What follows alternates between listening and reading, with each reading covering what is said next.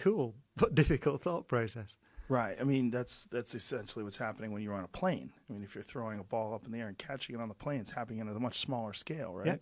Yeah. I mean, you're flying at whatever, 600 miles an hour relative to the ground. But it doesn't seem like it when you're sitting there. Yeah, and Einstein elevated that to a principle and said, if you're moving at if you're not accelerating, you're just moving at a constant speed in a plane, or now. I mean, that's essentially what we're doing now. We're moving around the sun at effectively constant speed. Then you can't tell. So there's no experiment you can do. We could look at the decay of a radioactive nucleus or some electricity and magnetism or bounce a ball, have a pendulum, whatever it is. And there's no experiment you can do to tell you whether you're moving or not. Therefore, that concept has no meaning because you can't measure it. And that's led Einstein to relativity. Felix Baumgartner, he would have been about 2 millimeters above the surface of this globe. That's his edge of space jump.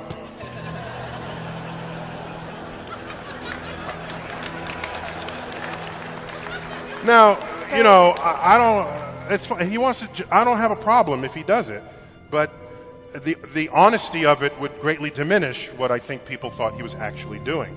And not only that, they made sure to photograph him standing there with a really wide-angle lens, which curves horizontal lines. So in the photo, you see this curvature of Earth's surface, and he said, "Wow, he's in space. Look at that." No, he's not.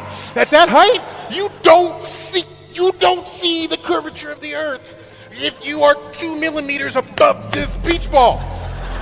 You just don't. That stuff is flat. That stuff is flat. I would even go so far as to say it's a religion. Science is a religion today. It's scientism. And they've already got the parameters within which they want to interpret the data. And they're not going to go outside those parameters. This is a perfect example. You do get some of them that break out of it, and they say, yeah, well, this defies the Copernican principle. We've read many papers like that, and we quote them in our book. Okay? But the motivation is, if the Copernican principle is wrong, that means all of science is wrong. Everything, cosmogony, paleontology, cosmology, archaeology, everything now becomes suspect because we can't support these long ages. We can't support this vast universe. As a matter of fact, we're in the center of it. How does that happen? Well, it's not going to happen by chance. Someone had to put it there, you see, and that's what they're scared of. That's the motivation. And we have to say, yes, we have to say, no experiment. And my question is, they say the universe is infinite and expanding. Can you say how something infinite can expand?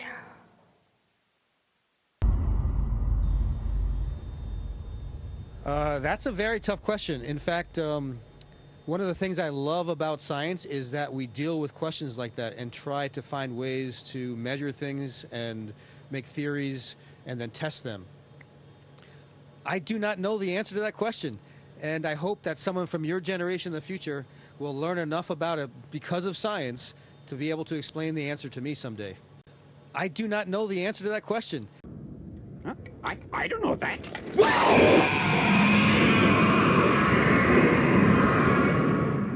That's why we can't live nowhere but here. At least that's what they tell us. Imagine we live on a flat fucking world. All this time we thought we lived on a round planet, huh?